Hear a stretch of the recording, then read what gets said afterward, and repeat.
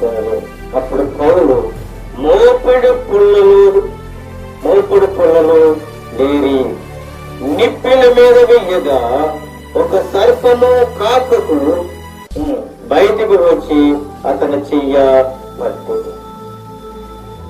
వారు తడిసిపోయి ముద్దయిపోయి ఆ ద్వీపము దగ్గరకు వచ్చినప్పుడు అక్కడ కొంతమంది అనాగరికులు ఏమై ఉన్నారంటే దీపవాసులు. వారు ఆ దీపవాసులు ఏం చేశారంటే వాళ్ళ దగ్గరికి తీసుకున్నారు. వాళ్ళ దగ్గరికి తీసుకుని వాళ్ళు తడిసిపోయి ఉన్నారని వాళ్ళు తెలుసుకుని అక్కడ ఏం చేశారంటే కొంత మంట వేసుకున్నారు. మంట వేసుకుంటూ చలి కాల్చుకుంటూ ఉన్నారు. అయితే పౌలు ఏం చేశాడు అంటే కొన్ని పుల్లలు ఏరుకుని కొన్ని మోపుడు పుల్లలు ఏరుకుని ఏం చేశాడంటే పట్టుకొని వచ్చి ఆ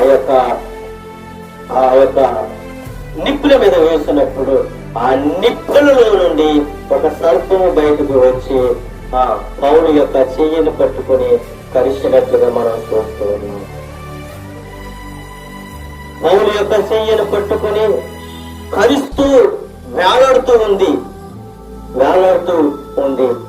ఆ వేలాడుతూ ఉన్నప్పుడు అక్కడ ఉన్న దీపవాసులందరూ కూడా అనాగరికులుగా ఉన్న వారందరూ కూడా ఆ యొక్క పౌలు చేతుల్ని ఆ సర్పం వేలాడుతూ ఉన్నప్పుడు ఏం చేశాడు అంటే ఆ దీపవాసులు అంటూ ఉన్నారు ఆ జంతువు అతన్ని చేతిని వేలాడుట చూసినప్పుడు నిశ్చయంగా ఈ మనుషుడు నరహంతకుడు అని అనుకున్నారు. ఇతడు సముద్రము నుండి తప్పించుకును న్యాయమతని బ్రతకనీయదని తమలో తాము చెప్పుకుంటూ ఉన్నారు. అతడైతే ఆ ఈశ్వ జంతువును అగ్నిలో జాడించి వేసిన తర్వాత ఏ హాని పొందలేదు.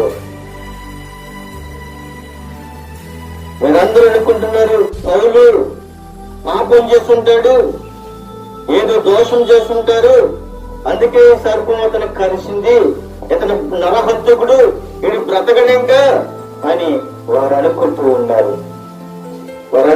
ఉన్నప్పుడు వాడు బ్రతకడు అని చెప్పుకుంటూ ఉన్నప్పుడు అయితే అదేమై ఉన్నదంటే విషమ జంతువు కాబట్టి ఆ విషమ జంతుని ఆ పౌలు ఏం చేశాడంటే అగ్నిలో జాడించినప్పుడు అది ఆ అగ్నిలో పడిపోయింది.